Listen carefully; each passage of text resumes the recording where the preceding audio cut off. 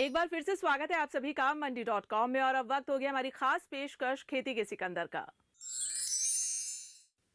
देश भर में ऐसे कई किसान हैं जो रसायन मुक्त प्राकृतिक खेती कर रहे हैं, लेकिन सामूहिक तौर पर प्राकृतिक खेती करने की कहानी कम ही सुनने को मिलती है। खेती के सिकंदर में आइए आज हम आपको लेकर चलते हैं तेलंगाना के एक छोटे से गांव, जहां किसानों ने सामूहिक तौर से प्राकृतिक खेती कर एक मिसाल पेश की है। ये तेलंगाना के जनगांव जिले का छोटा सा गांव एनाबावी है, जो जीरो बजट फार्मिंग की मिसाल बन गया है। इस गांव में रहने वाले सभी किसान मेहनत के अलावा बिना किसी निवेश के फसल उगा रहे हैं और धरती को रासायनिक खाद और कीटनाशकों से बचा रहे हैं। वैसे तो सरकार ने इस गांव को साल 2016 में ही रसायन मुक्त घोषित कर दिया था, लेकिन 20 साल पहले इसी गांव में रहने वाले पुन्नम मल्लैया ने प्राकृतिक खेती को लेकर एक अलख जगाई थी, जिसे उनके बाद उनके बेटों और पोतों ने अब भी कायम रखा है।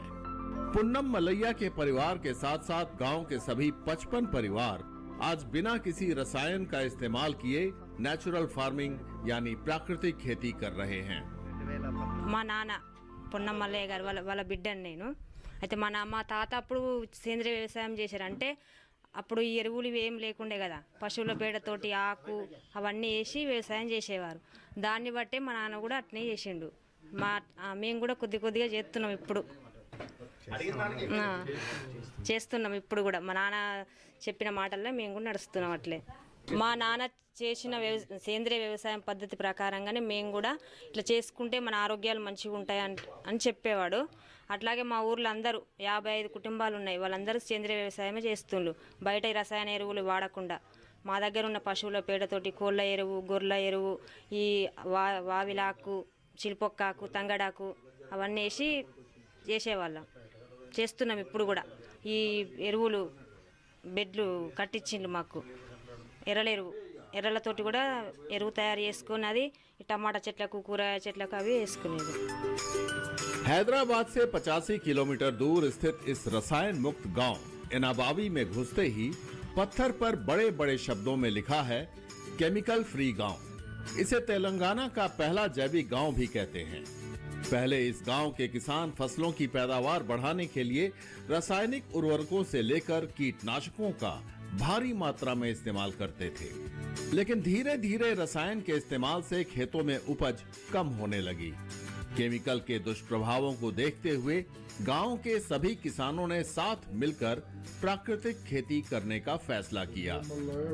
ఇక్కడ చాలా రకరకాల పురుగు మందులు, అడుగు మందులు బాగా పెట్టుబడులు పెట్టి లాస్ అయ్యేవాళ్ళు. దాన్ని అధిగమించాలనుకుంటే సేంద్రియ వ్యవసాయంలోకి రావడం జరిగింది.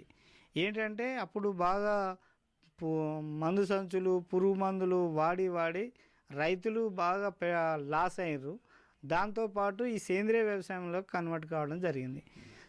సేంద్రియ వ్యవసాయం చేసేటప్పుడు కూడా కొన్ని సవాళ్ళు, కొన్ని సమస్యలు ఎదురైనాయి. ఏంటంటే భూమికి బాగా కొన్ని సంవత్సరాల నుంచి రసాయనిక ఎరువులు, పురుగు మందులు వాడి అలవాటు పడ్డది కాబట్టి ఈ మనం వేసే సేంద్రియ ఎరువులు భూమికి సరిపోక దిగుబడి అనేది తక్కువ వచ్చింది.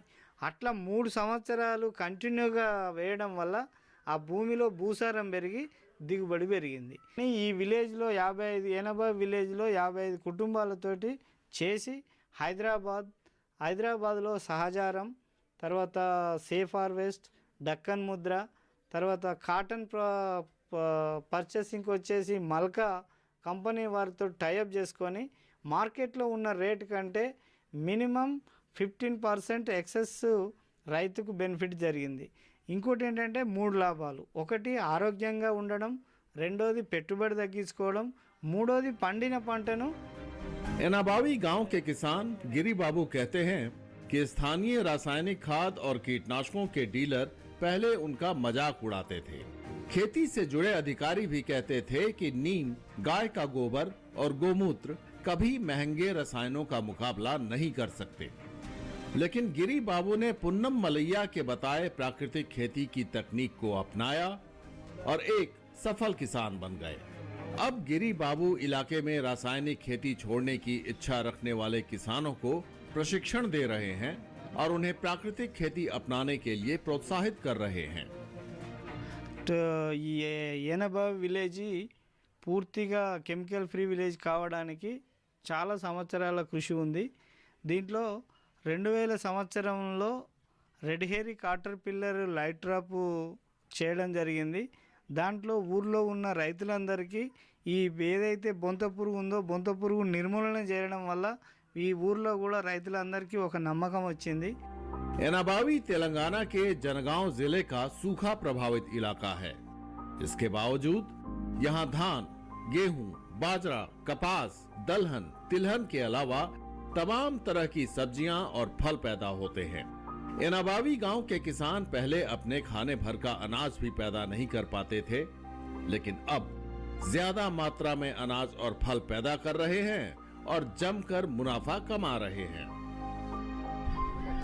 అయితే ఇక్కడ వాటర్ తక్కువ, ఆ తక్కువ ఉన్న వాటర్ను తట్టుకునే వంగడాలను వేసుకుంటా మార్కెట్లో పంట పండించి మార్కెట్లో నిలదొక్కుంటాను.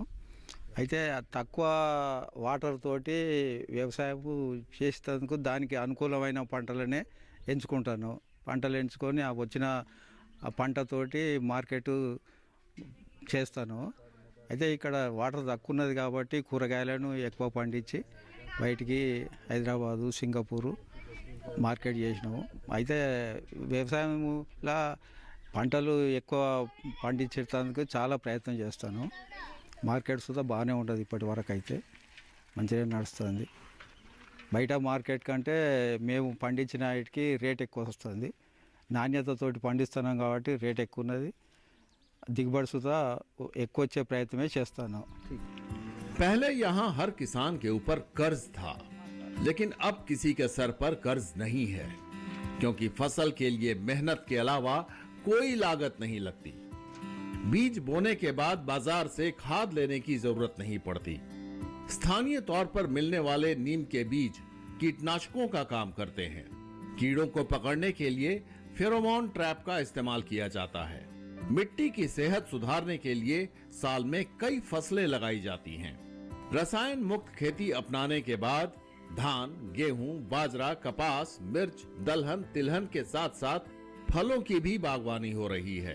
किसानों की उपज स्थानीय बाजारों से लेकर सिंगापुर और हैदराबाद तक पहुंच रही है। मांग काफी ज्यादा रहती है, इसलिए अब किसान पहले से तय करते हैं कि कौन क्या और कितना उगाएगा, ताकि मांग की पूर्ति हो सके।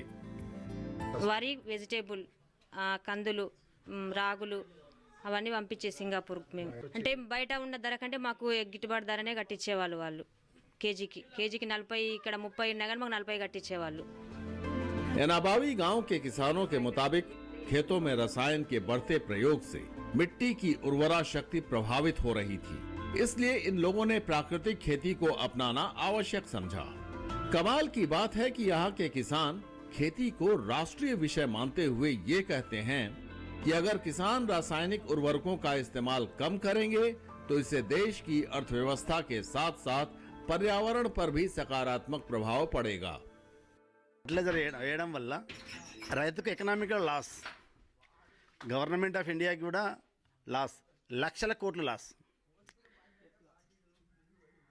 ఎందుకంటే జనాలకు ఏం తెలుసు, ఓపెన్గా జనాలకు 300 రూపీస్ పర్ బ్యాగ్ యూరియా అనుకుంటారు. అది 2000 రూపీస్ అబౌవ్ ఉంటుంది ఒక బ్యాగ్ ఓపెన్ మార్కెట్. అంటే ఫర్ బ్యాగ్ మీద గవర్నమెంట్ ఆఫ్ ఇండియా 2000 ఇస్తుంది కంపెనీకి. ఆ విషయం రైతులకు తెలియదు. ఒక ఎకరంలో కనీసం రైతులు 3 యూరియా బ్యాగులు వేస్తారు, అంటే 6000 రూపాయలు గవర్నమెంట్ ఆఫ్ ఇండియాకి లాస్. డిఏపి మీద సుమారు 2000 అబోనే. పొటాష్ में भी near 2000. Potash 1 bag, DAP 2 bag, 2 to 4 to 6 per ఎకర్లో కనీసం గవర్నమెంట్ ఆఫ్ ఇండియాకు 12,000 రూపీస్ ఎక్స్పెండిచర్ చేస్తుంది ఫర్టిలైజర్ కంపెనీకి. प्राकृतिक खेती को लेकर एनाबावी गांव को एक मिसाल के तौर पर लिया जा सकता है। गांव के लोगों का कहना है कि सिर्फ एक गांव या जिले के किसानों के करने से कुछ विशेष असर नहीं होगा।